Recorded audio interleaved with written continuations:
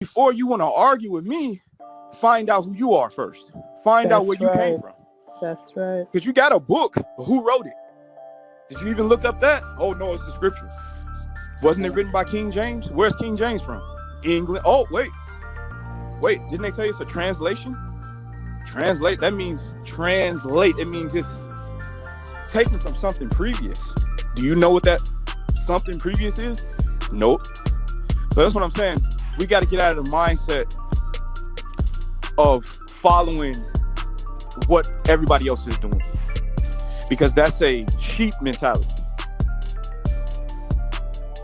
And we have some of the greatest minds sitting right now in your house, sitting right now somewhere, a person you know, geniuses, but they need their parents to be behind them, or they need a support system behind them. That's the only thing we're lacking. We've been looking for the outside approval of, Academy Award or some type of white award where they're getting behind. We need to get behind ourselves. Yeah, I'm just so it's very frustrating when I see black people and we always want to compete with each other. It's like, if we all get it together, we don't have to compete. It's a team if you can lose the ego. You know what I mean? Most other cultures, they come together as groups. We want to be an individual and we want to do it all. Because I've seen people say that, oh, nobody helped me, or I'm self-made. No, there ain't no such thing as self-made. There's no such thing as self-made. If you were self-made, you wouldn't have to come out of your mother. So your mother, if you come out of a woman's womb, you are never self-made. Wow, that. I've heard people say, "Oh, the Lord is my shepherd. I shall not want it." No, don't say that. That's a curse. Let me tell you why. Do you know what the shepherd does? Everybody talk about the shepherd. He protects his sheep and all that. You know why? Do you know why the shepherd protects the sheep? Because those sheep are about to get slaughtered. Do you want to go to the slaughter? Yes. Come on. They don't talk about that he's gonna make lamb chop, that he's gonna make gyro meat, that he's gonna shave their hair and make wool. That's why he protects those sheep, because he's the main predator. And if you got a predator, what do you got? Prey. So when you saying pray to God, you better be sure what God you're praying to, because you might just be prey to God. P-R-E-Y. Yes. Yep. You see what I'm saying? Listen. Whatever animal they refer to, you got to understand the nature of that animal. If they saying you a sheep, go look up how sheep live. Sheep have a false sense of security. Sheep gather up together, right? And they huddle up, and that makes them feel like they can't be attacked, right? But it's a false, because without protection, that wolf can come in at any time. Right. Get any one of them that he wants.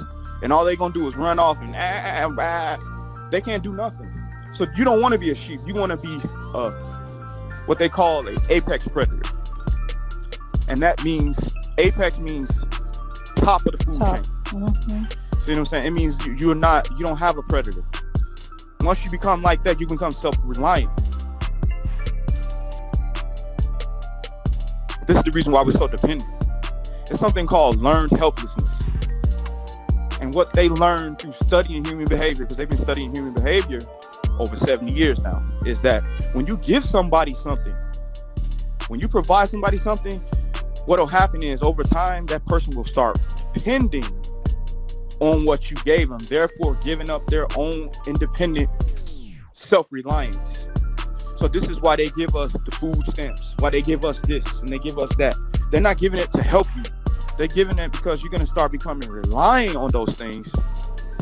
And once you start relying on them, you're not going to want to give it up. I know that for a fact. They've done these studies on animals. It'll be animals that would have survived in the wild on their own. But when you bring them in, you start feeding them. Yep. Now they're relying on you now. Mm-hmm. Now, if you throw them out there, they ain't going to know what to do. They're dead. Mm-hmm. They're dead. You see? So that's why we're like it. We need to be teaching our kids. We need to be teaching our brothers, our sisters. I don't give them 40, 50.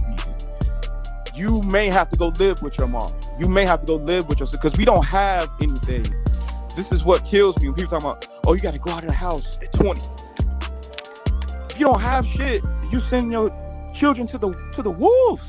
Mm. You don't even have anything. You're Tell barely it. paying for the bills, and you're gonna tell them when they get 18 to go out there like they have credit or like they have no. You're supposed to stay with your family, and your family's a unit. Go study the Chinese cultures. Chinese cultures, they will stay together as a family. I'm talking about the grandmother, the mother, the children, until they get enough money to buy a restaurant, until they get enough money to buy a unit. And those children will work in the restaurant until they get enough money to get their own. That's But it. we can't do that because our ego. Oh no, you're gonna get out. You're gonna get out of my house. I don't take care of grown people. Well, guess what? Somebody lied to you because we don't have nothing. Black people, the wealth is under 2% of all wealth. We got to come back together. I'm telling you. What we are about the business now is awakening.